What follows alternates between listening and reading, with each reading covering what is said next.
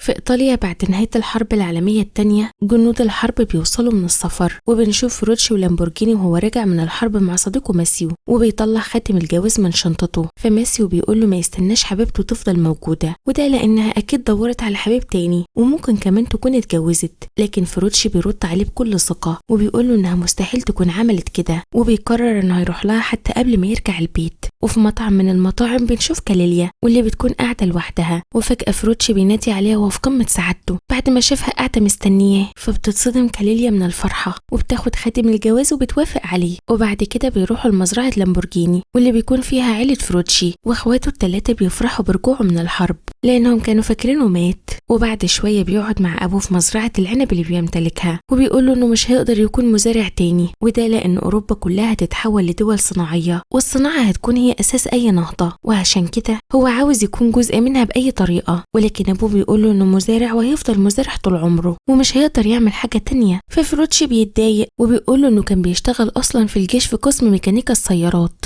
وتعلم صناعة العربيات والجرارات، وعشان كده بيحلم يصنع أول جرار قوي بتكلفة قليلة جدا ويبقى هو أقوى منافس في السوق. فأبوه بيقول له إن مفيش غير شركة جرارات واحدة في إيطاليا كلها ومستحيل إنها تسمح له يكون منافس ليها. ففيروتشي بيقول له إنه مفيش مستحيل لأن دماغه فيها التصميم، وعرف هو هيستخدم إيه علشان يخليها قليلة في التكلفة، وكمان يخليه هو وباقي المزارعين يشتروا الجرارات بسهولة، وده هيساعدهم في زراعة الأرض بشكل أسرع. وبيطلب منه يصدقه لأنه بكده هيخلد اسم عيلتهم في التاريخ للأبد. وبيحكي له عن الناس اللي شافها بتموت في الحرب واللي الكل بينسى اسمها على الرغم من تضحياتهم، أما هو فمش هيسمح للتاريخ ينسى اسمه مهما حصل. لكن أبوه بيفضل مصمم على رأيه إنه هيفشل ومش هيكمل فيها، ولكن فيروتشي ما بيهتمش بكلامه وبيسافر يقعد في المدينة مع زوجته كاليليا وصديقه ماسيو، واللي بيشاركوا حلم صناعة أول عربية باسمهم. وبتعدي 6 شهور وبينجح فيروتشي وماسيو في صناعة أول عربية سباق من تصميمهم، وبيدخلوا سباق مشهور في إيطاليا، وماسيو بيسوق العربية وبيقعد فيروتشي جنبه وبيقدروا يوصلوا للمركز التاني. لكن فيروتشي بيكون عاوز يسبق أول عربية وبأي طريقة، واللي بتكون من نوع فيراري، لدرجة إنه بيتخانق مع ماسيو وبيحاول يسوق بداله، ولحد ما هما الاتنين بيعملوا حادثة وبيخرجوا بره الطريق.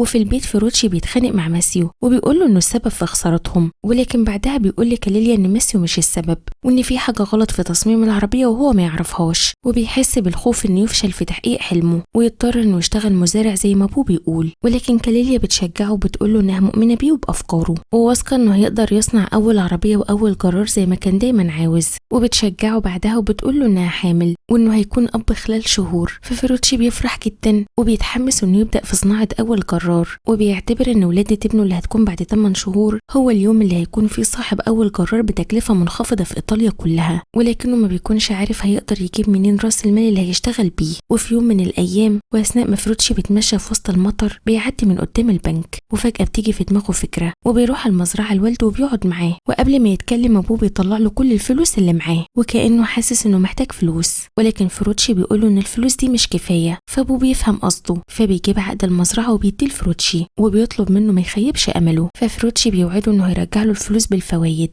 وبعدها بيرجع البيت. ولما كاليليا بتعرف اللي حصل بتقول له يرجع الفلوس لأبوه لأن المزرعة أصلا مش من حقه، ودي من حق أخواته اللي تعبوا فيها واشتغلوا فيها لوحدهم، وكمان من حق زوج أمه واللي بيعامله زي ابنه، لدرجة إن هو وافق يرهن المزرعة علشان ابن مراته. وبتقول له ما يضحيش بحلم أخواته وتعبهم علشان هو يحقق حلمه لأن بكده هيكون شخص أناني ومتهور. وبتقول له ياخد الفلوس ويحطها في حساب أبوه غصب عنه. ففيروتشي بياخد الفلوس وهو حزين وبيروح البنك، وهناك بيقابل الموظف المسؤول عن الحسابات وبيحييه على العربية اللي صممها في السباق وبيشجعه انه يكمل لانه هينجح. ففيروتشي بيفرح جدا لما بيحس ان لسه في حد مؤمن بيه، وبيقرر يفتح حساب باسمه ويحط الفلوس فيه. وبعد كده بيبدأ اول خطوة في طريق حلمه مع اعز اصحابه ماسيو، وبيعملوا تصميم الجرار اللي عاوزين يشتغلوه، وهما الاتنين بيفضلوا سهرانين لايام علشان يصنعوا الجرار. واثناء ما ماسيو بيشتغل في الجرار بيشوف بنت جميلة نازلة من الاتوبيس وبيعجب بيها من اول نظرة، وبيفضل كل يوم يستناها وهي نازلة من الاتوبيس علشان بس يشوفها، ولكنه بيكون مكسوف يتكلم معاها، لحد ما في يوم هو قاعد بيفطر مع فروتشي بيشوفها، وفروتشي بيضغط عليه علشان يقوم يتكلم معاها، ولكن ماسيو بيحس بالإحراج،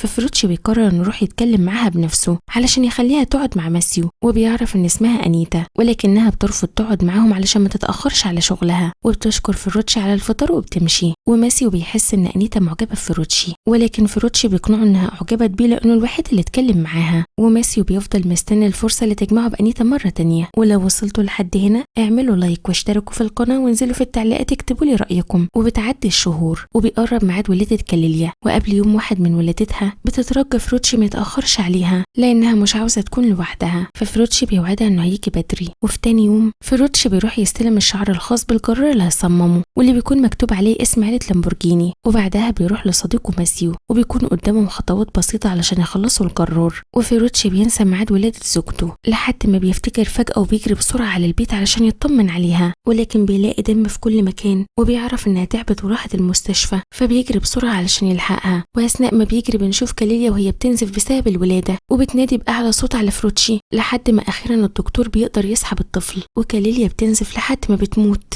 وفروتشي بيوصل على آخر لحظة وبيعرف ان مراته ماتت وبينهار، فبيروح الجراج اللي بيصنع فيه العربية وبيفضل يكسر في كل حاجة حواليه لحد ما بيوصل للجرار، وقبل ما يكسره بيقف قدام حلمه اللي اختاره أولوية عن كل حاجة في حياته، وكان السبب انه ينسى مراته، وبيقرر ما يركزش على أي حاجة في الحياة غير حلمه. وبتعدي الأيام وبيكبر ابن فروتشي في بيت جده وجدته، وفروتشي بيفضل بعيد عنه وكأنه بيحمله مسؤولية موت أمه، وبيكمل في طريقه لتحقيق حلمه. وبيروح البنك من تاني وبيوري للموظف تصميم الجرار اللي هيعمله واللي هيكون نص حجم الجرارات القديمة وضعف قوتها وكمان بنص الثمن، فبيوافق موظف البنك بسبب إعجابه بيه وبيديله الكارت اللي هو عاوزه. وفروتشي بيروح لصديقه ماسيو علشان يقوله على الخبر ده، وماسيو بيفرح جدا وبيقرروا يتعشوا سوا بمناسبة الكارت اللي خدوه، وبيقعدوا سوا في المطعم وبيفتكروا كاليليا اللي كانت المفروض تكون معاهم دلوقتي. وفروتشي بيحس بالحزن وبيقرر يقعد لوحده، وخصوصا لما بيشوف أنيتا موجودة في نفس المكان، وبيقول لماسيو يستغل الفرصة ويتكلم معاها. وبعد شوية أنيتا بتظهر قدام فروتشي واللي بيستغرب وبيسألها عن السبب اللي خلاها ما تقعدش مع ماسيو، فبتقوله إنها معجبة بيه هو، ففروتشي بيقول لها إن مراته ماتت وإنه مش هيقدر يحب أي واحدة بعدها، فأنيتا بتقوله إنها تملى الفراغ اللي جوه قلبه بحبها، ففروتشي بيقول لها إنه مش هيقدر يديها اللي هي محتاجاه لأنه فقد روحه مع كاليليا، وإنها في يوم من الأيام هتندم على اختيارها ليه وهتكرهه، ولكن أنيتا بتكون موافقة وبتقوله إنها مستحيل تكرهه. وبعدها بيتفقوا على الجواز،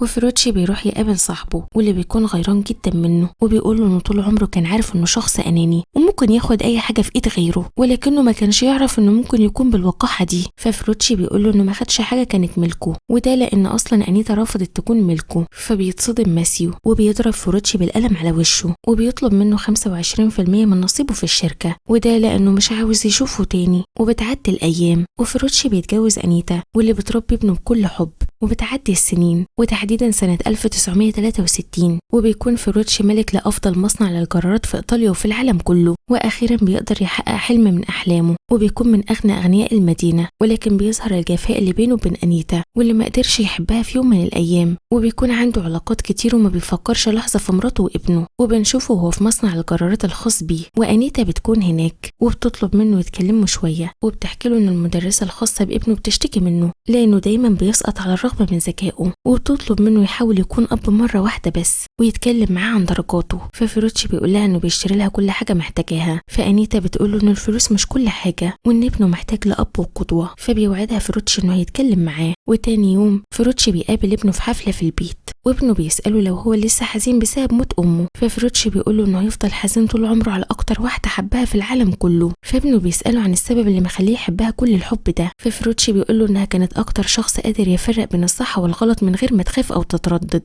وبيحكي له إن على الرغم من سهولة الغلط وصعوبة الصح كانت أمه بتقدر بطريقتها تخلي الصح سهل وبسيط وممكن يتحقق. وبعدها فروتشي بيغير الموضوع وبيسأل ابنه عن درجاته، وبيعرف إن هو سقط في أكتر من امتحان، فبيقول له إنه يشتري له عربية فراري بمناسبة سقوطه، وبعدها بيمشي وبيسيبه. وفي المصنع فروتشي بيشتغل على تصليح عربيته الفراري بنفسه، وبيكون عنده دايما مشكلة في مقبض العربية وبيحاول يكتشف المشكلة علشان يصلحها لحد ما بيدخل عليه شخص اسمه بوب وبيشوف التغييرات اللي فروتشي بيعملها علشان يصلح مقبض العربية بتاع الفراري، فبيعجب بيه جدا وبيقرر يساعده، وبيقدروا يوصلوا سوا لحل مشكلة المقبض وبيوفروا له مساحة أكبر في المكان الخاص بيه، وبعد ما بيحلوا المشكلة فيروتشي بيعرض على صاحب فيراري الشراكة علشان يصنعوا مع بعض أفضل عربية في العالم كله، لكن إنزو فراري بيتكلم معاه باحتقار وبيقول له يخليه في القرارات الزراعية بتاعته أو يرجع للمزرعة اللي هو جاي منها. ففيروتشي بيحس بالإهانة وبيقرر ينافسه بتصنيع أجمل عربية في العالم كله. وفي تاني يوم فيروتشي بيروح مع ابنه ومراته المتحف بيعرضوا صور وتماثيل لأشهر مسارعي الثور في العالم، وفيروتشي بينبهر بشكل الثور اللي في الصورة واللي بتعبر عن القوة والوحشية والثبات، فبيقرر يخليها شعار عربيته الجاية. وبيجمع فريق من أمهر المهندسين والمصممين في إيطاليا وبيطلب منهم تصميم وتصنيع عربية بمواصفاته الخاصة واللي هتكون بسعر أرخص من أي عربية تانية وفي نفس الوقت فيها إمكانيات أعلى. وكمان بيحلل كل المشكلات اللي الناس بتواجهها في العربيات المشهورة علشان يتفاداها في العربية اللي هيصممها. وكمان بيقول لهم إنه عايز العربية تكون مزيج بين سرعة العربيات الرياضية وقوة محركاتها وفي نفس الوقت شبيهة بالعربيات السياحية اللي الناس بتتفاخر بيها في كل مكان تروحه. وبيدي للفريق مهلة 6 شهور، وده لحد معرض جنيف واللي بيتم فيه عرض العربيات الجديدة واللي فراري هتنزل فيه آخر إصدار العربيات الجديدة، والفريق بيبدأ يشتغل على العربية. وفيروتشي بيفضل يرفض أفكارهم وتصميماتهم علشان يجبرهم يخرجوا أحسن حاجة عندهم. وفي البيت فيروتشي بيتكلم مع مراته عن حلمه في صناعة أول عربية ليه، وبيقول لها إنه هيحط كل الفلوس اللي جمعها من بيع القرارات في مشروعه الجديد. ولكن أنيتا بتعترض على طريقة تفكيره وبتقول له ممكن يفشل ويخسر كل فلوسه وثروته. ففيروتشي بيقول لها إن كل أصحابه وعماله مؤمنين بيه وهي اللي المفروض تكون بتحبه معترضة، وبيسألها لو عاوزاه يكون زي أي راجل عادي ما عندوش أحلام وما يقدرش يخاطر لمجرد إنه خايف. فأنيتا بتقول له إن أصحابه وعماله بياخدوا فلوس منه أما هي مش عايزة غير مصلحته بس. وبتعدي الشهور وبيكون فاضل 3 شهور بس على بداية المعرض، وفيروتشي بيتكلم في الصحف وفي التلفزيون عن عربيته الجديدة واللي هتبقى أفضل عربية في العالم، لحد ما في يوم فيروتشي بيحضر حفلة مع مراته وابنه، وأثناء ما بيكون قاعد لوحده بيرسم تصميم للعربية بتيجي بنت جميلة تقعد معاه، فبيطلب منها تغمض عينيها وبيرسم للعربية رموش وكأنها عيون البنت الجميلة اللي قدامه. وفجأة مراته بتشوف اللي بيحصل وبتقول للبنت إنها تمشي، وبعدها بتبص لفيروتشي وبتفكره بالوقت اللي قالها فيه إنها تكرهه في يوم من الأيام، وبتقول له إنها مش بتكرهه ولكنها بتشفق عليه لأنها كانت فاكرة إنها تملى الفراغ اللي في قلبه بعد موت مراته، ولكنه في الحقيقة مش عاوز كده وما سمحلهاش تملاه، وعلشان كده هيخسر كل اللي حواليه بسبب أنانيته وجشعه. وبتقرر تنفصل عنه وبتاخد ابنه معاها، وده لأنها كانت بالنسبة له الأب والأم واللي ما يعرفش حد غيرهم في حياته. وفيروتشي بيسيبها تاخد ابنه وده لأنه عارف إنه ما يقدرش يهتم بيه. وبتعدي الشهور وبيجي ميعاد معرض جنيف، وفيروتشي بيسمي عربيته باسم لامبورجيني جي تي واللي بتبقى عربية سياحية بقوة السيارات الرياضية. وبعدها بيدي الواحد من فريقه ورقة عشان يوصلها لأنزو الفراري، ولما بيفتحها بيشوف رسمة الثور وخارج منه حصان، وده تعبير عن القوة والسرعة في وقت واحد.